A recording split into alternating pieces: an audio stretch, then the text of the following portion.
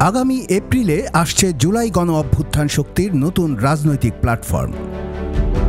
এই প্ল্যাটফর্মের প্রধান উদ্যোক্তা হিসেবে পরিচয় দিয়ে ১৬ মার্চ রোববার সন্ধ্যায় নিজের ভেরিফাইড ফেসবুক অ্যাকাউন্টে একটি পোস্ট দিয়েছেন জাতীয় নাগরিক কমিটি এনসিপির যুগ্ম আহ্বায়ক আলী আহসান জুনায়েদ।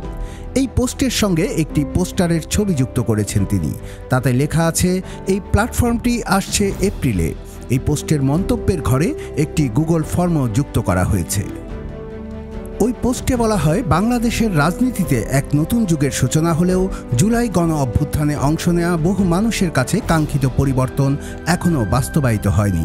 পিলখানা, শাপলা, জুলাই গণহত্যার মতো ভয়াবহ অপরাধের বিচার, ফ্যাসিবাদী দল আওয়ামী লীগের নিষিদ্ধকরণ, দুর্নীতিমুক্ত সামাজিক ও রাজনৈতিক কাঠামো নির্মাণ, ধর্মবিদ্বেষ ও ইসলামোফোবিয়া মুক্ত সাম্প্রদায়িক সম্প্রীতির বাংলাদেশ গঠন, ফ্যাসিবাদী কাঠামোর সম্পূর্ণ বিলোপ এবং আধিপত্যবাদের বিপক্ষে কার্যকর অবস্থান, এসব গুরুত্বপূর্ণ বিষয় আজ রাজনৈতিক দলগুলোর কাছে গৌণ হয়ে পড়েছে।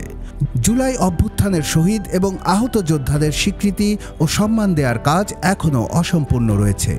এই পরিস্থিতিতে জুলাই গণ অভ্যুত্থানের পক্ষের সকল রাজনৈতিক ও সামাজিক শক্তির সমন্বয়ে একটি শক্তিশালী প্ল্যাটফর্ম গঠনের উদ্যোগ নেওয়ার কথা জানানো হয়েছে।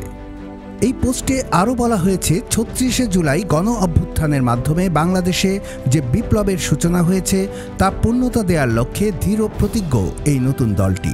সমাজের সর্বস্তরে যোগ্য ও নৈতিক নেতৃত্ব প্রতিষ্ঠা, সামাজিক সুবিচার ও মানবিক মর্যাদা নিশ্চিতকরণ, সামাজিক নিরাপত্তা বিধান, বিদ্যমান ফ্যাসিবাদী ব্যবস্থার মূলোৎপাটন এবং আধিপত্যবাদের বিরুদ্ধে কার্যকর পদক্ষেপ গ্রহণ করতে পারলে এই বিপ্লব পরিপূর্ণতা পাবে বলে তারা মনে করেন।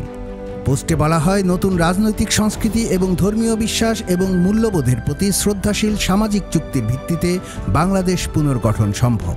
অভ্যুত্থান পরবর্তী বাংলাদেশ পুনর্গঠনের এই উদ্যোগে সক্রিয় অংশগ্রহণের আহ্বান জানানো হয়। কুমিল্লার কাগজ, নিউজ ডেস্ক।